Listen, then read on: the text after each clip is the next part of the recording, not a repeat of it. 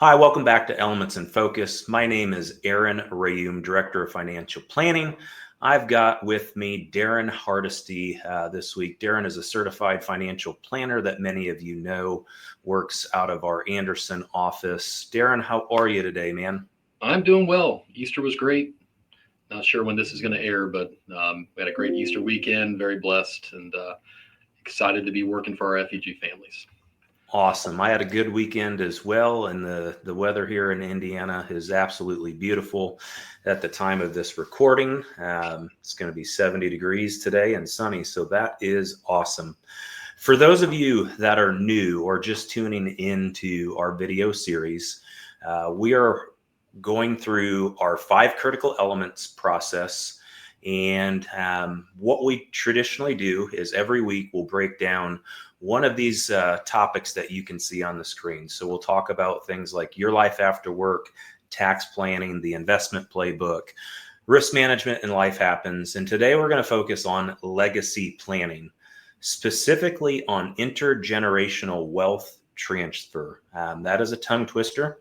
So Daren, you are a big part of our trust services company and a big part of our legacy planning department at FEG. What do we mean by intergenerational wealth transfer, and how do we incorporate that into our planning strategies?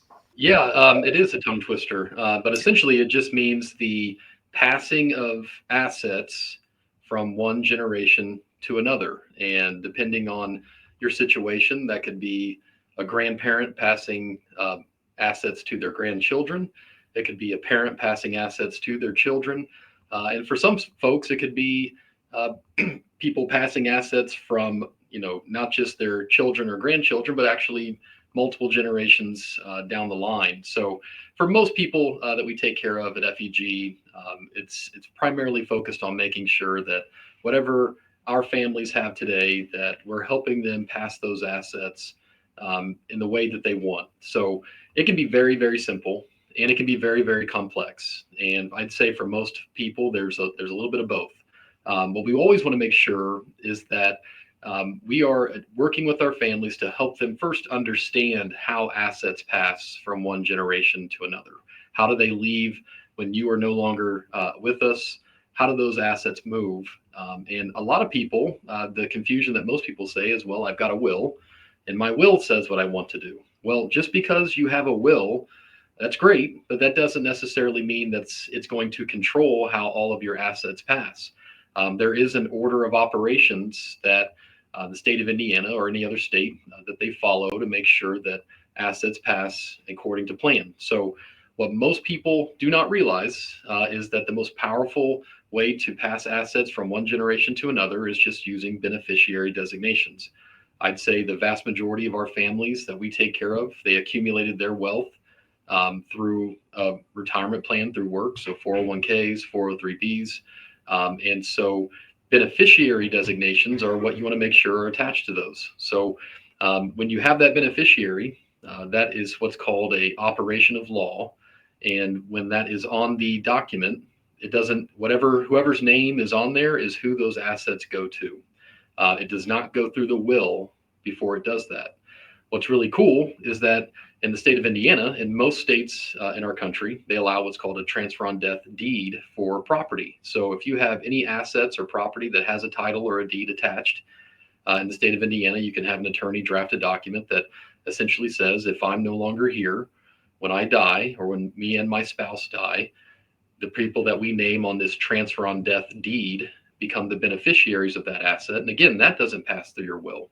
So for most of our families, it's focusing on making sure that for all the assets that they have that could have a beneficiary attached, that's the easiest way to make sure that those assets go from one generation to the next.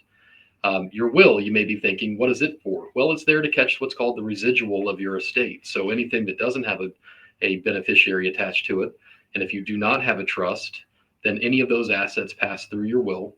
Each state has a kind of a baseline of how much you can have inside of that residual estate before your estate qualifies for what's called probate. In Indiana, I believe the current number is around $100,000. So for most people, if their estate has to go through a probate process, which is a 9-month in general process for your estate to close and assets to end up with your beneficiaries, typically people forget the house. That's typically the part. They have beneficiaries attached to all their investment accounts or other options or other assets, but the house gets slipped. So that transfer on death deed that I talked about earlier, having that attached, that's going to help you avoid that probate process. Probate's not the end of the world. It's there for a reason, but if you can avoid probate, it's just a simpler, cleaner process to get assets to go from one generation to the next. Getting into more complex, just briefly, as you start thinking about your beneficiaries, as we say at FEG, not all beneficiaries are created equal. We all love our kids equally, but they may not be the same type of people when it comes to their finances or their habits or things or their marriages. There's lots of things that make your beneficiaries different. So that's where we like to push towards our families, at least help educate them and help guide them towards establishing a trust, especially if they have beneficiaries that are different and they want to have more control over how their beneficiaries receive the assets. A trust allows for you to set up a distribution schedule rather than just your kids or your grandkids receiving a lump sum of the assets all at once, where they, now for one day they had, very little, and the next day they have a lot of money that's in their name.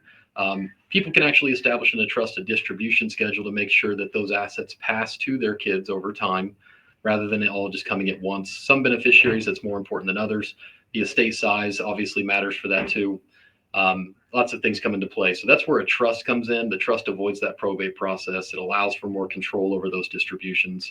You can also, inside of a trust, establish what's called a sub-trust. So just as an example, we have a family that we take care of who really valued education. And the way that they blessed their grandkids was that they established a sub-trust within their revocable living trust that said that, hey, when we're both gone, these assets are going to be there specifically to fund college education for all of our grandkids. And we've been able to watch that take place over the last 10 to 15 years. And it's worked perfectly, where all of the grandkids essentially have had their tuition paid for as they went to school. So that's just scratching the surface on the complexity that you can have in terms of how you think about assets pass from one generation to the next. It can be very, very simple. We guide our families and check every meeting to make sure that beneficiaries and everything's in good order. And then it can also get much more complex. And that's where we come in to make sure that we help our families think through those things that are important to consider, and update their trust or update their estate plan accordingly. And it's something that we take very serious, because we know that this, when we say we're going to help you complete that financial journey, this is a huge part of it, to make sure that we see it even past the point that you're no longer here. So a lot in there. Again, can be very simple, very complex, just depending on the situation, but it is a very, very important part of the financial planning process to make sure people are thinking about, how do we make sure that this happens the way we want it to happen. Thank you, Daren. And as you heard, there's a lot of complexities that go along with legacy and estate planning. And so if you have questions, if you have concerns, please reach out to us. You can go to yourlifeafterwork.com. As you can see on the screen, you can email your questions to talk@FEG@yourlifeafterwork. Schedule a complimentary next steps meeting. That's where we will sit down with you for an hour and a half and go through steps to be able to proactively help you think about things today, things to think about in the future, and if we decide to partner together, things that FEG will do for you in a written plan. So schedule that today, 800-928-4001. Thank you so much for watching. Have a great week, and we will see you next Friday.